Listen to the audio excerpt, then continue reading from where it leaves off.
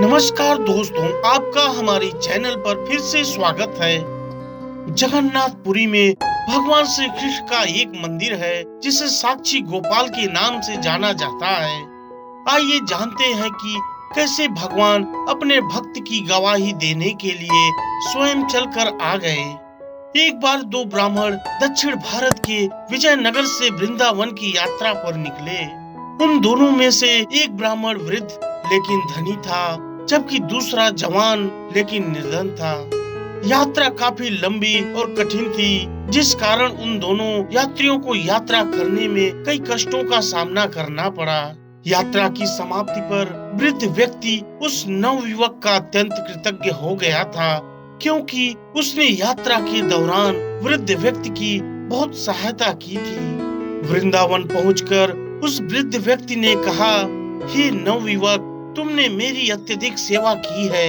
मैं तुम्हारा ऋणी हूँ। मैं चाहता हूँ कि तुम्हारी इस सेवा के बदले में मैं तुम्हें कुछ पुरस्कार दूं। फिर उस वृद्ध व्यक्ति ने अपनी पुत्री का विवाह उस ब्राह्मण युवक से करने का वचन दिया। यह वार्तालाप मंदिर में भगवान गोपाल कृष्ण के श्री विग्रह समक्ष हो रहा था।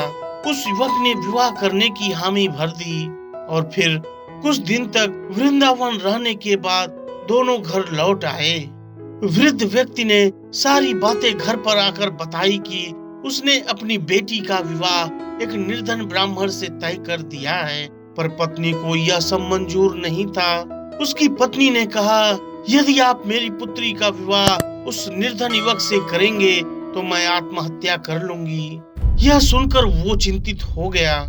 इधर कुछ समय व्यतीत होने के बाद भी कोई खबर नहीं मिलने पर ब्राह्मण युवक को चिंता होने लगी।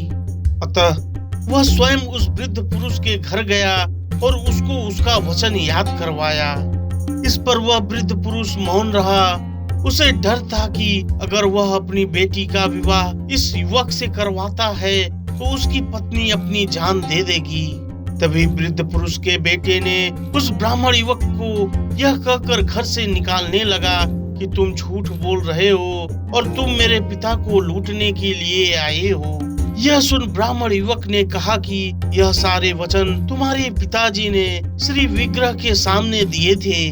तब वृद्ध व्यक्ति का पुत्र, जो भगवान को नहीं मानता था, युवक को कहने लगा कि अगर तुम कहते हो भगवान इस बात के साक्षी हैं, तो यही सही।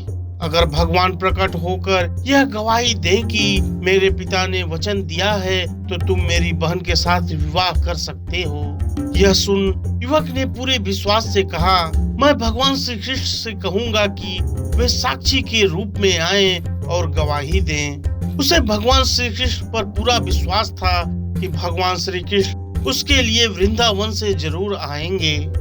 अपने सच को साबित करने के लिए वह नवयुवक फिर वृंदावन पहुंच गया।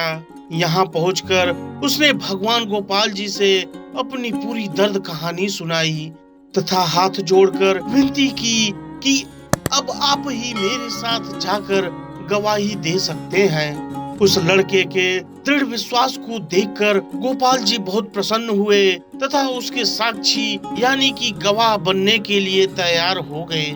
गोपाल जी ने कहा कि मैं तुम्हारे पीछे पीछे आऊंगा तथा मेरे घुंघरुओं की झंकार तुम्हारे कानों में पड़ती रहेगी। तुम मेरे आगे आगे चलते रहना, पीछे नहीं देखना। यदि तुमने पीछे देखा तो मैं वहीं स्थिर हो जाऊंगा। लड़का मान गया तथा दोनों गांव की ओर चल पड़े।